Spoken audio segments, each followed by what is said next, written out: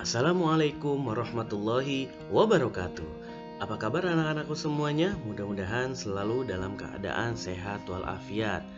Hari ini kita akan mempelajari materi tentang gagasan pokok dan gagasan pendukung. Ini adalah materi bahasa Indonesia. Kalau kalian belajar di tematik, itu ada di tema 1 ya. Tema 1 tentang gagasan pokok dan gagasan pendukung. Langsung saja, kita akan membahas materi gagasan pokok dan gagasan pendukung. Sebelum kita memahami materi gagasan pokok ini, maka kita harus mengerti terlebih dahulu tentang yang disebut dengan paragraf. Ya, paragraf. Kita akan baca bersama-sama. Paragraf adalah rangkaian kalimat yang disusun secara berurutan sehingga membentuk satu pikiran utama. Setiap bacaan biasanya terdiri atas beberapa paragraf. Setiap paragraf memiliki gagasan pokok yang diperkuat oleh gagasan pendukung. Jadi, setiap bacaan suatu teks itu terdiri dari beberapa paragraf. Setiap paragraf itu memiliki gagasan pokok dan gagasan pendukung. Biasanya gagasan pokoknya ada 1 atau 2 ya. Nanti kita akan bahas. Itu dulu yang kalian pahami. Jadi setiap bacaan itu pasti punya paragraf ya. Selanjutnya, pengertian gagasan pokok dan gagasan pendukung. Nah, ini ada 2 ya, gagasan pokok, gagasan pendukung. Gagasan pokok adalah ide utama yang dibahas di dalam satu bacaan. Biasanya berupa kalimat inti atau pokok paragraf. Gagasan pokok, nah ini kunci nih ya, perhatikan baik-baik. Gagasan pokok biasanya terletak di awal, akhir, atau awal dan akhir. Jadi gagasan pokok itu ada di awal paragraf, akhir paragraf, atau awal dan akhir paragraf. Nanti akan ada contohnya ya. Gagasan pendukung adalah uraian atau tambahan informasi yang menguatkan untuk gagasan pokok ya. Oke, kita akan bahas dulu yang ininya, macam-macam paragraf. Tadi sudah dijelaskan bahwa setiap bacaan pasti terdiri dari beberapa paragraf dan setiap paragraf memiliki gagasan pokok. Yang pertama ini adalah macam-macam paragraf. Ada paragraf deduktif, yaitu adalah paragraf yang gagasan pokoknya ada di awal kalimat. Tadi kan sudah dibahas ya di sini ya, yang Kak Farid bilang kunci bahwa gagasan pokok biasanya terletak di awal, akhir, atau awal dan akhir. Kalau gagasan pokoknya ada di awal paragraf, maka dia disebut paragraf deduktif ya.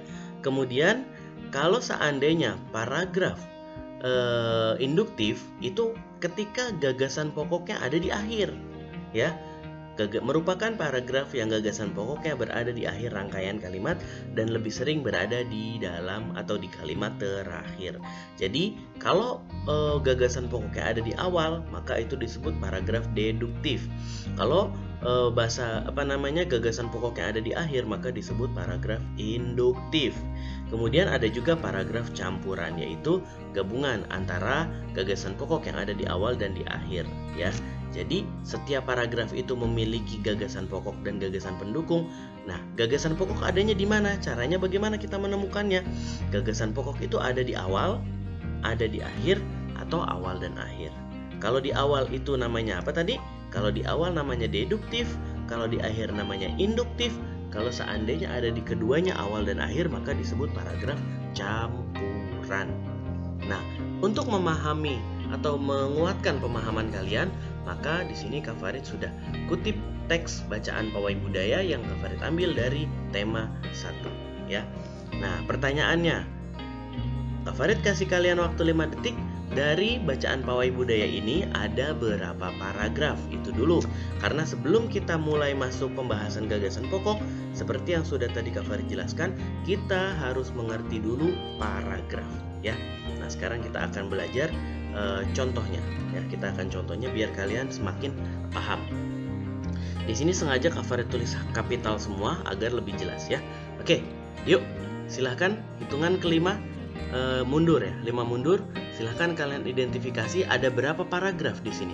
Bacaan teks pawai budaya ini ada berapa paragraf?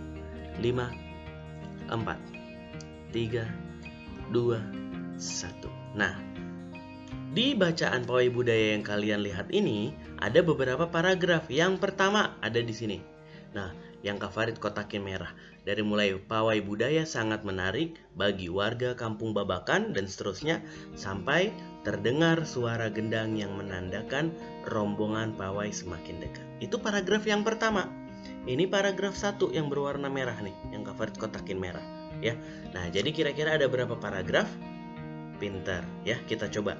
Kemudian paragraf yang kedua, biar jelas Kak Farid kotakin warnanya beda, warna kuning. Ini paragraf kedua. Kemudian paragraf yang ketiga adanya di sini. Ini paragraf yang ketiga. Dan yang keempat adalah ini. Siapa yang betul jawabannya? Ada yang betul jawabannya 4. Nah, jadi teks pawai budaya ini ada 4 paragraf. Yang pertama ada paling atas, kemudian kedua, ketiga, dan keempat. Setiap teks ini, setiap paragraf ini memiliki gagasan pokok. Yang merah ini ada gagasan pokoknya, yang kuning ada gagasan pokoknya, yang biru ada gagasan pokoknya, dan yang hijau juga ada gagasan pokoknya. Demikian juga gagasan pendukung. Merah ada gagasan pendukung, kuning punya juga, biru punya, dan hijau juga punya. Jadi setiap paragraf ini punya gagasan pokok masing-masing, ya.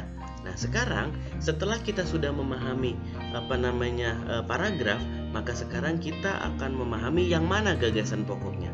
Sekarang kita fokus kalian di paragraf pertama. Paragraf pertama tadi yang kotaknya warna merah ini ya. Yuk, fokus ke paragraf pertama. Silahkan kalian identifikasi di mana gagasan pokoknya, di mana inti dari bacaannya. Bagaimana cara menemukannya? Ya, kalian harus baca dulu paragraf pertama. Silahkan kalian baca terlebih dahulu sekarang.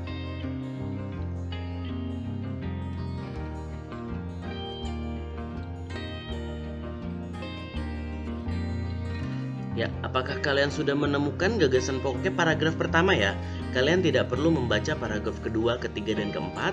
Kita fokus ke paragraf pertama terlebih dahulu. Nah, paragraf pertama ini gagasan pokoknya sangat-sangat mudah. Kita baca bersama-sama. Pawai budaya sangat menarik bagi warga Kampung Babakan. Pawai ini selalu menampilkan keragaman budaya Indonesia. Udin dan teman-teman tidak pernah bosan menanti rombongan pawai lewat. Tahun ini mereka datang ke alun-alun untuk melihat pawai tersebut. Kakek Udin pun terlihat sabar menanti. Terdengar suara gendang yang menandakan rombongan pawai semakin dekat. Nah, itu adalah paragraf pertama. Di mana gagasan pokoknya? Gagasan pokoknya ternyata ada di awal. Ini dia. Pawai budaya sangat menarik, ya. Ini adalah gagasan pokoknya. Jadi biasanya kan tadi sudah dibahas ya, gagasan pokok bisa jadi ada di awal kalimat atau di kalimat pertama dalam satu paragraf, bisa juga di akhir atau awal dan akhir. Nah, itu dia gagasan pokok di paragraf pertama, inti dari bacaan ini. Kak Farid, terus yang lainnya apa? Yang lainnya ini gagasan pendukung. Dari mulai pawai ini selalu menampilkan keragaman budaya Indonesia. Nah, ini semuanya adalah gagasan pendukung. Gagasan pendukung adalah kalimat yang menguatkan atau menjelaskan, memperjelas daripada gagasan pokok. Tapi gagasan pokoknya ada di awal seperti ini ya.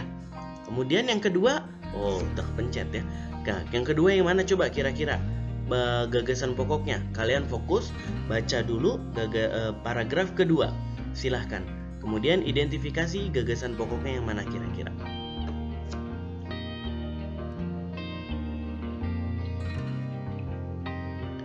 Sudah? Nah, gagasan pokok paragraf kedua ternyata ada di awal dan akhir. Kenapa seperti itu? Di barisan pawai terdepan terlihat rombongan dari Maluku. Ini adalah gagasan pokoknya. Kemudian budaya Maluku sangat unik dan menarik. Di sini menjelaskan bahwa pawai Maluku itu ada di barisan paling depan, dan ternyata budaya Maluku sangat unik dan menarik. Kenapa unik dan menarik? Karena rombongan laki-laki mengenakan kemeja putih dan jas merah dan topi tinggi dengan hiasan keemasan. Nah, ini dia yang membuat Maluku atau budaya Maluku sangat unik dan menarik. Ada baju cele, baju terdiri atas atasan putih dan berlengan panjang. Nah, berarti paragraf kedua ini gagasan pokoknya ada di awal dan akhir. Paragraf ketiga sekarang silahkan disimak, dibaca, kemudian tentukan identifikasi gagasan pokoknya ada di mana.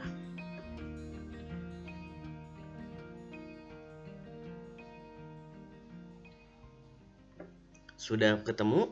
Ya, siapa yang benar? Coba, gagasan pokoknya ada di awal. Budaya Bali terkenal karena bunyi musiknya yang berbeda.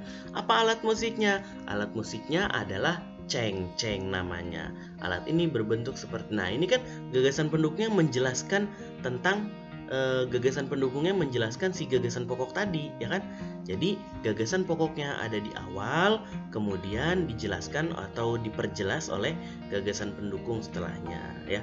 Kemudian begitu juga yang paragraf keempat. Rombongan dari Bali diikuti oleh rombongan dari Toraja. Jadi budaya Toraja sangat menarik untuk dipelajari. Jadi anak-anakku semuanya, intinya gagasan pokok itu biasanya ada di awal, ada di akhir, atau bisa juga ada di awal dan akhir. Seperti di paragraf kedua dan keempat nih. Gagasan pokoknya ada di awal dan akhir.